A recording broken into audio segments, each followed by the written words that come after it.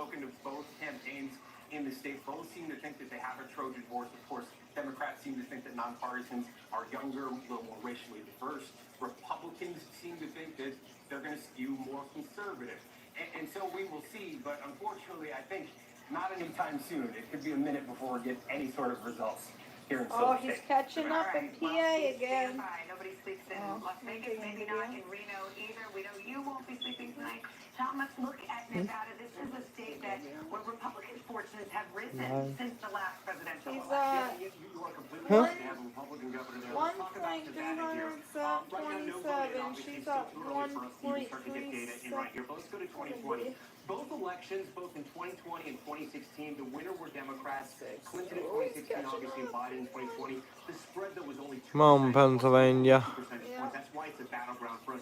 It's one of the reasons why we're watching tonight. Vote wise. He's up again. Oh shit, he's up again in North Carolina.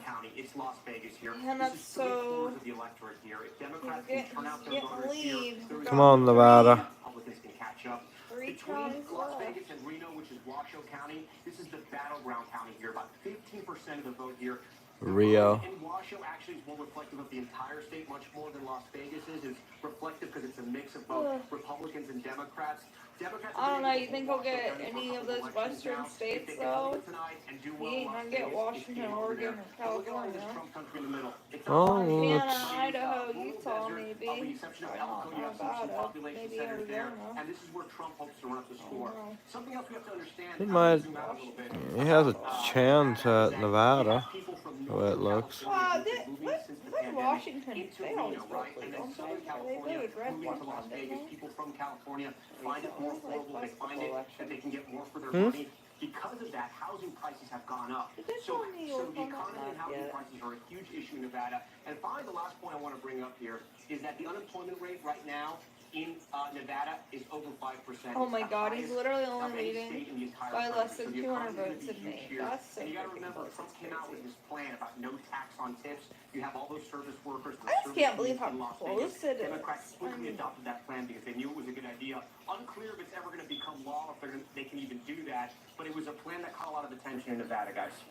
And a populist appeal, definitely. And I think I'm glad Tom was talking to those points here because I think of Nevada and I think economy, right? You talked about the Republican governor, that is largely driven by anger over pandemic shutdowns on the Strip, et cetera. No tax on tips. I'll also tell you another number. I think it's $3.80, just about $3.79. That's the price of a gallon of gas in Nevada, the highest of any battleground state. The economy is a big factor in this state, as are the Latino population, of course, and that's another factor. Democrats Vote wisely, Nevada. That's all but disappeared, and as you mentioned, a Republican won statewide office, the governor's race in 2022. Why'd they say? I'm thinking a few years, maybe The not. Trump campaign believes you could see some ticket splitters on that. And it's a competitive Senate race in Nevada as well. We talked about the fact that some of these Senate races, if you rewind about a month ago, weren't so competitive. It is incredibly tight. Senator Jackie Rosen looking for another term. Look, They should have closed it right here. I'm getting ready So to far close. that Donald Trump's performing tonight versus Harris, this really is an indictment of the Democratic Party for the last 3 years.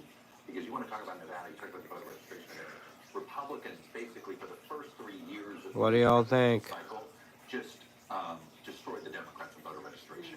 All across the country in the battleground states, Republican registration of in it. The last 3 months, Democrats have done what? 3 years versus 3 months. So far, the 3 years is paying some dividends for Trump. All right, there's the countdown. We are waiting for Voting collision. closings, and this will bring us to battleground Nevada, which is our last battleground state we have not heard from, or the last to close the polls. NBC News can make a projection on the state of Utah. NBC projects that Donald Trump will win in Utah. Oh my God, take he's those up by 7 electoral 3,000 votes. votes. And we go further to the west into Montana for electoral votes. Donald Trump, the projected winner in Montana tonight.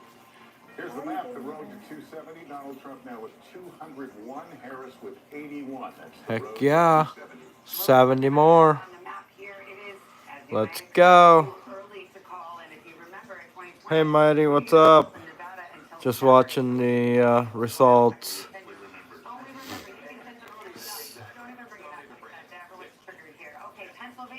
Oh, they're saying he's losing by... Michigan, too close to call there. Let's see how much vote we've gotten, though, at this hour. Just 16%. So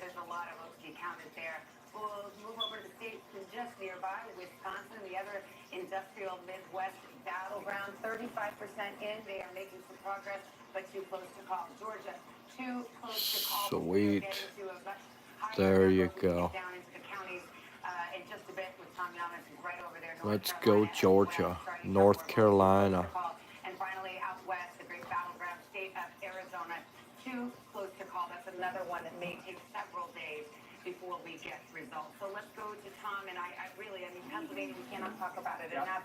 It may all hinge on Pennsylvania, just as it did in 2020. Yeah, and earlier I was talking about Eastern PA, guys, not to talk about Western PA. Those Steelers fans. Let's start in Pittsburgh and Allegheny County here. 66% of the vote, and let's compare it to 2020.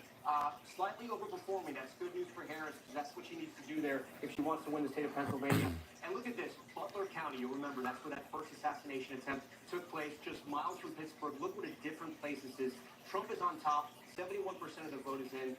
He got 65 in 2020, 65%. He's now at 64. He's essentially performing where he needs to be. I also want to see how the vote is in these Western communities, Western PA communities, because fracking was a big issue here. Vice President Harris had to change her position on that.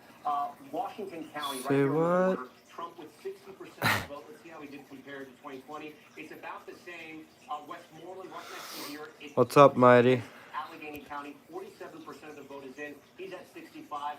So he's kind of where his marks were in 2020. Remember, he has to do a little bit better. Erie's the one that we're going to be watching. This is the big swing county. We only have 1% in. The reason why we're watching this is because Erie almost always picks the winner of the election here. But we only have 1% in Erie County. But we'll be watching that. Let's move east now, because I know we have a lot of people from the Philadelphia area on the anchor desk tonight. See what's happening over there. Let's start in Chester County. Okay, so I'm going to give a quick whip around here. 2020, remember. So Harris has to drive up the vote in the suburbs just like Biden did and try to turn out that vote in Philadelphia County. So Chester's one of those ring counties. Let's move over to Delaware County. Underperforming. He's overperforming there. Only a quarter of the votes in. Let's get to Philadelphia County here. 79%. She's going to want to increase those numbers. Chat, where everybody at? A lot of the vote. It's still very I hope Remember, Trump is the winner. Marco, 28% in. Yeah, me too. Overperforming there. This is where Governor Shapiro is. You may remember that. She closed out her final ad, sitting right next to Governor Shapiro, making sure the people in Pennsylvania saw that. And then I want to park on Bucks for a while, and I want you guys to talk a little bit about Bucks. 24% in, but this is the county, the ring county around Philadelphia, one of those calmer counties that Republicans thought they could make some inroads here. More working class in some of those neighboring suburb areas, counties. They say Southern Bucks might be a little bit more Trump country. That may have changed this election. We're going to have to wait and see. But you can see here the numbers aren't as high as they were with 24% in, 56% of the What do y'all think? Try to run up the vote a little bit here if you want to do better. I'm going to look at one more area before I send it to you guys. This is the swing here. Northampton, almost Nothing to say, huh? Winner in Pennsylvania. Okay. This is Easton, this is Bethlehem, that's that whole Lehigh Valley area there. Biden was at 49. Harris was right there. Look, guys, it's tough to draw. Fox is showing Trump at 205, Harris 17. Yeah, Mighty, there's like everybody's showing different.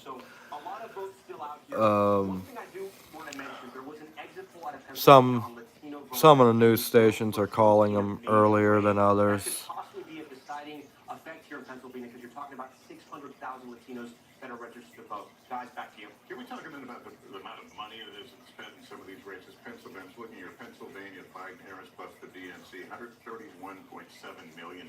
Yeah, $314 million, I think, overall when you add both campaigns together. $1 billion if you throw in the Senate. That's right. That's right. No, on one state. I remember making a big deal like 12 years ago. We had $1 billion presidential campaign. One state. Isn't that so funny? Because it started out as a tie, and now tonight we're ending up, and it's a tie right now. But we'll see what happens. And we're going to be living and breathing Pennsylvania. That's interesting. What Tom just mentioned about the exit poll. And again, do your caveats, but Gained a seat in the Senate the way it looks. Let me highlight them because that's a big Hispanic population in Pennsylvania, especially that Lehigh Valley. That's right. There's a big Puerto Rican population in Pennsylvania too, the most of any battlegrounds. So let's talk about where that is. And I want to start with the national Latino vote here in Savannah. Love you for the grain of salt caveat. We know that these exit polls could shift a little bit. But here's what's so interesting here. It is Kamala Harris, of course, the vice president, who is winning the Latino vote over former President Trump, 53% to 45%. This is nationwide. But the number that you want to look at is this 45%. That is because of the overperformance of former President Trump nationally among the Latino vote. And you can see it here. He's 45% this year. 2020, I mean, this is a double-digit plus overperformance from where he was just 4 years ago. And if you get into some of these key battlegrounds, Tom mentioned Pennsylvania. We were just talking about Nevada. Looking at my Hell yeah, bro. closed like 7 minutes Freaking ago. out, lol. But we should be good. Yeah, I'm hoping he keeps this momentum going. But again, it's about the overperformance. He is We need some momentum. he did 4 years ago, again by a double-digit margin over the course of 4 years. So as I walk back to the desk, I will tell you this is something, and Chris and I know will back me up on this, as we've been talking to our sources around the Trump campaign. What did we hear again and again? That they thought they were going to overperform with Black and Latino voters. Latino men, an interesting and important story here tonight, guys. I want to bring in someone from our insider's desk right now. Jim Messina was campaign manager for President Obama. Hit the like button. 2012. Jim, what are you seeing here right now? One or each of the sides telling themselves based on this data? Yeah, it's a great question. So Tom just showed the most important two counties that I'm following in Pennsylvania. The early vote in Allegheny County, Pittsburgh, better for Harris than expected. Then you look at Bucks County. When I was Obama's campaign manager, I was When is obsessed the with Bucks election County. complete? And Finish. so far, it's I'm looking from like Norway, so just curious. That is a very scary number. It probably won't be completely done until We haven't talked enough about for a couple more days, but voting voting should be over. I think voting closes at 7:30, 8 o'clock, but you're looking at California, which is 3 hours behind, so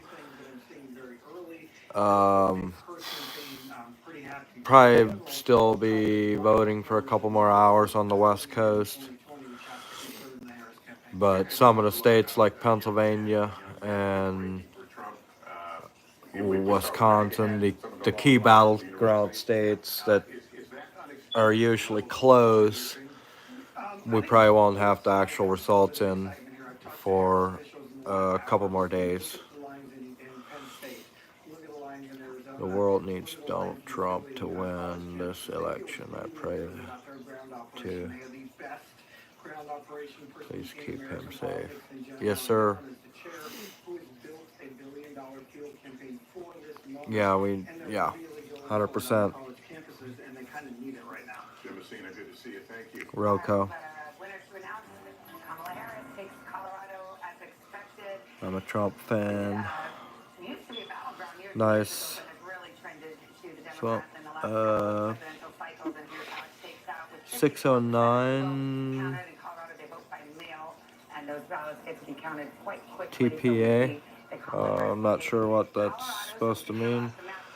I will sub to you. Hey, thank you. I appreciate that. We have the road to 270, but those big battleground states, we have yet to call one of the battleground states for Kamala Harris right now. Her best path remains those free industrial Midwest states, Pennsylvania, Michigan, Wisconsin. Need 70 more. Flirting with Georgia and North Carolina and perhaps Arizona and Nevada. It'll be a while before we get results there. We've got Garrett Haight, who is at Trump headquarters in West Palm. And Garrett, What do you guys think? What are you hearing?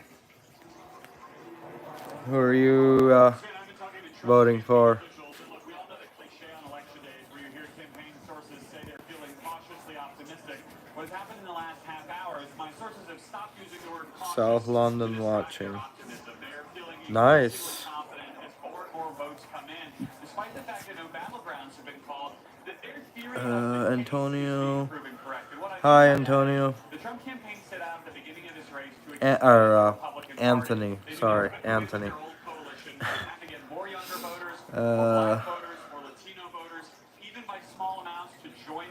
Brady, I hope you're choking, but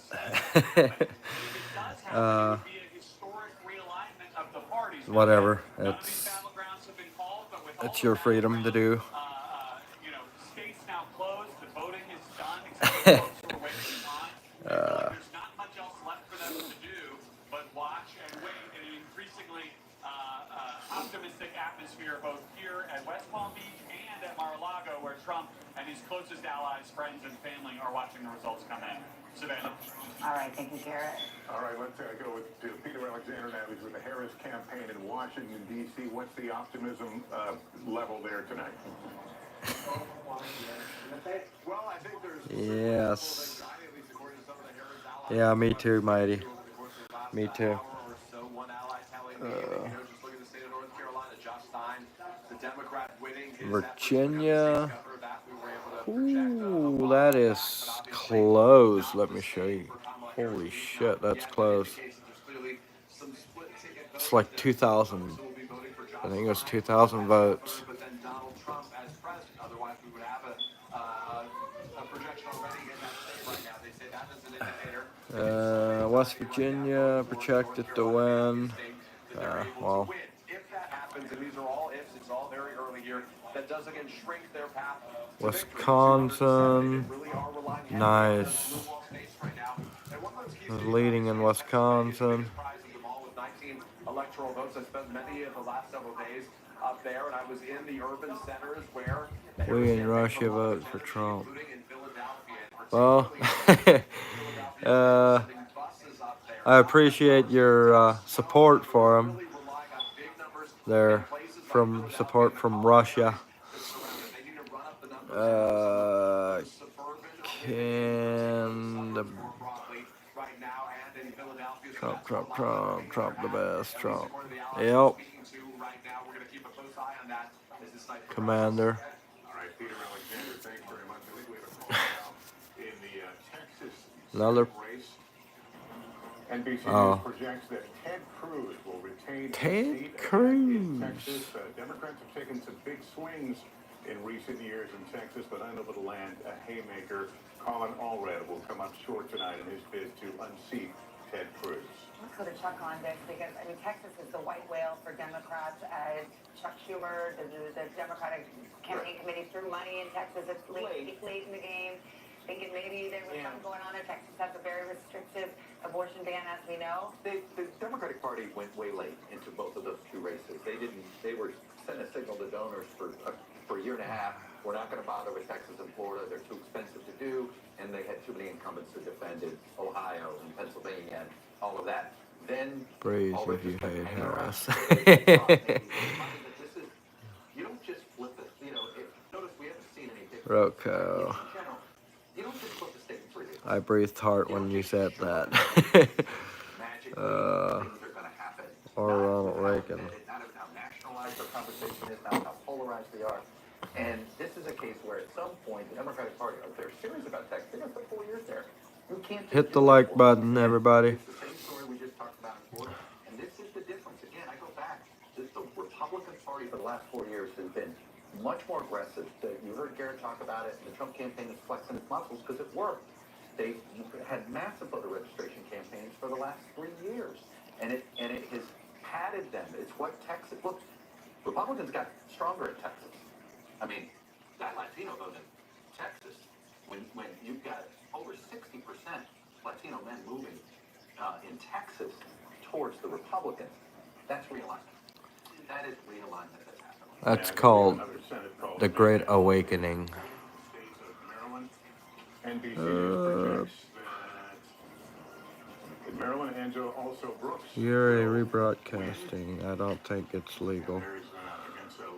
There is another good candidate, Putin. Well, I'm not. I'm switching back and forth, so it's not just rebroadcasting. I don't know how. I guess I'm not sure what the laws are on that, James. There's another great candidate, Putin. Well, you can keep Putin in Russia. We don't want Putin here. Absolutely. I think Montana and Ohio are the two of your Republicans that you're watching quite closely to see if they can flip. Georgia, Trump is leading by a little bit, not. The fact that what Trump is running on, remember, Well, his first day in office. no, they're not showing it, but A lot of folks have asked him for details about what would that actually look looks like he's leading in some really key states, states that he needs to win that he lost last time, 4 years ago. So. That is something that has resonated with them. Democrats making that late play to try to win them back. Indiana projected to win. And yet the exit polling also shows that more people do not immigrants. Harris, what? I was gonna say, how the heck did Iowa get flipped from red to blue? But 45% in, and it's Trump's leading by a good margin now. So.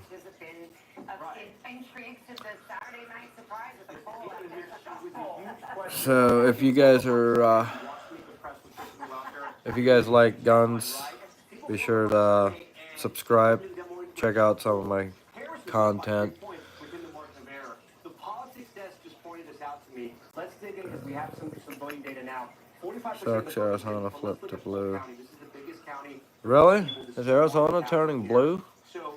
Desert Tactical, is Arizona turning blue this year? I mean, I feel like it's leading blue. Yeah, well, Iowa was leading blue too, but early. Iowa was leading blue early on as well, but I think it's 45% in now, and Trump's leading by a good margin. So, yeah, he's leading 53.1 to 45.4. So. She has to be turning out the votes in Des Moines and in other places, and right now that's not happening. Too early to call Arizona. Yeah, I'm pretty sure. And Iowa will go red, as was widely expected until that poll.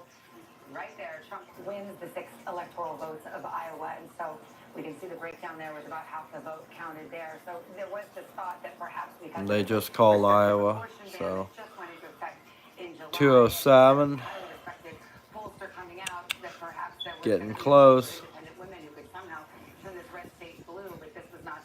No, I mean, look, this is a miss because this looks exactly the way Iowa won 4 years ago. You know, we're in margin of error range there. So, look, she thought she found something with pollster, independent women looking like they were choosing, and certainly we've seen some evidence of it. Iowa people ain't dumb enough to vote for her. I've seen it in the Midwest, but it's a point here or a point there.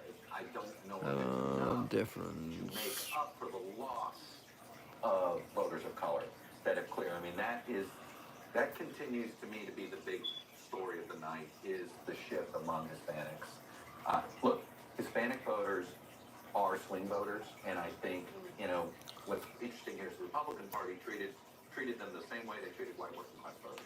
They courted them the same way they treated white working class voters. The Democratic Party has spent a lot of time treating it as an identity group. You know, and whether it's Latinx, which sort of fell flat, and so there's been a lot of hand-wringing inside Democratic circles, a real split, like, you know. Montana projected, Trump projected to win Montana. When it comes to how to target working class voters of color, and I think we're starting to see sort of a working class coalition start to drift to the right. You know, before. Come on, Nebraska. Now he's adding working class Hispanics and working class, not necessarily seeing evidence of working class African Americans, but adding working class Hispanics. That becomes a very durable. What are y'all doing tonight? Well, it's the same thing. College educated or non-college educated. It doesn't matter your ethnicity. It matters your education. Right. Is it Donald Trump or is it the Republican Party? Or is it the Democratic Party? Okay, meaning, like, I don't, you know, the Democrat, it is, first of all, Latino voters, in many ways, are driven by the same issues. And there's one issue in particular, actually, that Republicans align closer with Latino voters, or Latino voters align more closely with conservative Party, and that's school choice. And that has been, and you can't help but wonder, both Florida and Texas have been very aggressive about expanding school choice. Where have Republicans made the greatest gains among Hispanic voters? Florida and Texas. So education, the economy, those issues, bread and butter issues, and that is how they talk to them. I'm not saying Democrats weren't the first. The sort of the cultural issues don't play as well with Hispanic voters as they may with college-educated I'm whites. We saw in the Trump campaign hammer some of those issues over and over again. Take a break right here. Coming up next, things are a heating up. commander. Votes are I'm rolling in a as we rifle lead us on the league. battleground stage, and we're inching Rifle league? closer to that 270 mark. Stay with us. Election night. Oh, are you like a competition shooter, commander? Are you still in here?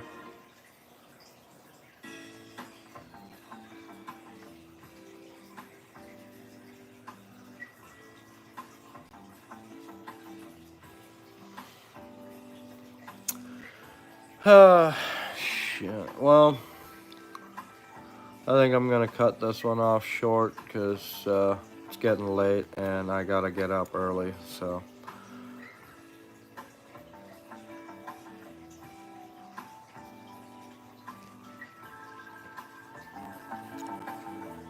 Yes, I'm still. Oh, did you hear my question about the?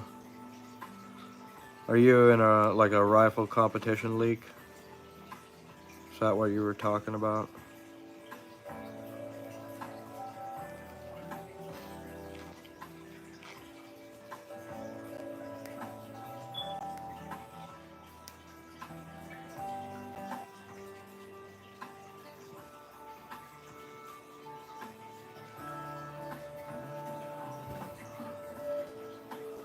No, it's just a target shooting and scoring kind of thing. Oh, that's cool though.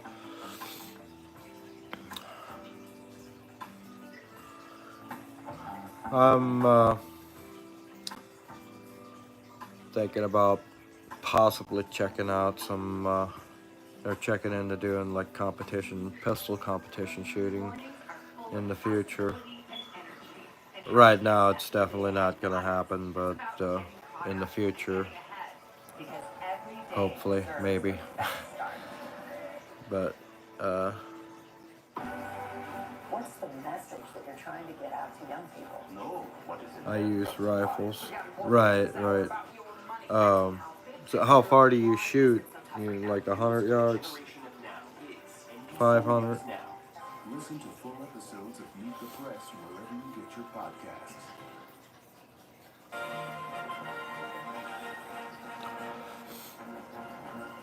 Welcome back to NBC News coverage of the Yeah, at 100 yards. Donald Trump out with 207. Cool. And we're able to What, if you don't mind me asking, like what kind of, or what caliber do you use, or is it just all different calibers, whatever you prefer? early to call, less than half of the vote in, so still a ways to go there. We move to Minnesota, and Donald Trump and Kamala Harris right now. That's Oh, too early to 3%. call. Trump out to an early lead. In Pennsylvania, this is one of the big battleground states, could be the biggest 19 electoral votes. Too close to call, the characterization. Wisconsin, another battleground. Here's where it looks right now. Too close to call, a difference Just of 22 LR, nice. votes there right now. That's a 22 is a nice or good caliber to shoot. Sweet. We're up. We got some. When you think about Wisconsin, think of 20,000. That was the vote difference in both 2016 and 2020. That's what decided the vote. Trump won in 2016. Biden flipped it in 2020. Right now, 47% of the votes in. We want to dive a little deeper and look at some of these counties. We're going to start with the biggest See one, what they got to Milwaukee. say. We're still waiting for a lot of the vote in Milwaukee. We're expecting this a little later in the night. 51% is in. Let's see how Harris is doing compared to Biden 4 years ago. She's down about 3 points, 3 or 4 points, 2 points actually, we should say. But we're still waiting on the vote there. Let's go over to Madison. This is Dane County. This is where the University of Wisconsin is. It's one of the fastest growing areas of the state here. 75% for Biden in 2020. Sweet. She's 2 points down, but again, 75% of the vote is still out. Let's talk about the Republicans now. We talk about the WOW counties. These are the counties around Milwaukee. First one, Waukesha here. Trump's at 59.6. 77% of the vote is in. He's slightly underperforming by a percentage point or two. Let's go over here to the Owen WOW, Ozaki, 55. He's at 54. So, but no, a slight change, but almost around the same margins. And then Washington's doing much better. 50% Wow. of the vote is in. Nice. He's at He was at 68 in 2020. He's now up to 70. The other part where they do well in the other part of the state, in Green Bay, it's called the Bow. So yes, it's the Bow counties and the Wow. Sweet. Bow Wow. I know that's pretty funny, but maybe it's not that funny. Anyways, Brown is Green Bay. 12 to 52%. He's up big time here, but again, only 33% of the vote is in, and there are a lot of Democratic votes in Green Bay as well. We're going to come down here to the Owen Bow out of gaming. 54-57. Again, he's overperforming there. Then finally in Winnebago, 36%. I want to show two more counties you guys may have heard of, you may not have. Racine, these are If he doesn't win, getting closer to Chicago. he needs to win Wisconsin. And then he held them 4 years later. 15% in. Trump was at 15. Oh, Commander. All right. Have a good night. Stay safe. Thanks for stopping by. 50% in 2020, 73% in. He's overperforming there. So if you're looking at Wisconsin right now, I mean, the Republicans have some sort of positivity here that they're looking at. Sauk County is one of these counties that we watch that usually picks the winner of Wisconsin. Sauk is one, and Dorr is the other one. You've probably heard of Dorr if you've been following the political headlines lately. Our data out of Dorr is a little skewed right now, so we're going to wait till the numbers get correct. What do you guys think? But Sauk County, we can look at 48% is in. Huh? Biden won this Who are you voting 2020. for? Trump won it in 2016. Who you hope wins? 50. You can see Trump's overperforming there. But again, still a lot of the vote is out. We're going to have to wait and see what happens. And in case you're wanting Sauk County, home of the international. Who are you thinking's gonna win? So if you ever want to go down there, you're near Madison, drive over to Sauk. We're getting to the witching hour. We got the fast alert from Tom. Welcome to the fun of that. Yes, exactly. Let's go to Stephanie. Gosh, she's in Philadelphia and Pennsylvania. A lot of hopes riding on Pennsylvania for the Harris campaign. What do you know? Yeah, there certainly are, Savannah. You know, we are here in Philadelphia at the tabulation center. This is where they're going through all those mail-in ballots. And, you know, we've been noticing in recent weeks and months kind of lessons learned category from 4 years ago. And this place is a perfect example of some of those lessons that have been learned. You may remember in 2020, the tabulation of the mail-in ballots in Philadelphia took place in downtown Philadelphia, and it was basically chaos. Now, they're in this entirely new building. It's secured by a fence with barbed wire, and they are doing tabulation inside here. We're actually not allowed inside, but it's going on as we speak right now. And one of the unknowns back in 2020 at the end of the night was, well, just how many mail-in ballots are there out there? We don't know. Well, tonight, right before midnight, we're going to get a briefing here from the city commissioner, from Seth Bluestein. He's going to tell us how many of those mail-in ballots from Philadelphia have been processed and how many they have yet to process, to give an idea of how much more time it is going to take. All of that, more transparency, this more security, so things go much more smoothly. Savannah? All right, thank you, Stephanie. Back with our panel and guests, former Missouri Democratic Senator Claire McCaskill and Mark Lauder, former Director of Strategic Communications for the Trump 2020 campaign. Good to have you both back. How's the blue wall looking right now, Senator? Well, you know what, I just The gotta blue say, with wall. the exception of Brave and I thought Tulsa, walls were in racist. Iowa, where clearly she did not get it right. It looks like the pollsters got it right in this election because Looks like he's gonna win Kansas. Harris is underperforming. You look at Lancaster County, she's overperforming. It's going to be razor close. I don't think there's any question. Now, what we're going to have to figure out is, do we have a country where an election can be close and people can accept the results? That's the question that I'm beginning to worry about, that if these are all really close and they go the way of Donald Trump, I don't think there'll be any problem. Well, Mark, we live in a 50-50 world. I mean, we do. I mean, We really do. And it's not going to stop after, Wednesday or beyond. No, and one of the things I'll tell you I'm looking at right now is Philadelphia itself, because while Kamala Harris has her margin, the numbers aren't there. She's about 2 points behind right now of where Joe Biden was, but there was a 471,000 vote difference to offset the rural areas. Right now, with 50% of the vote in the last time I looked, she's on pace for 55%. maybe 390,000, maybe 400 or so thousand.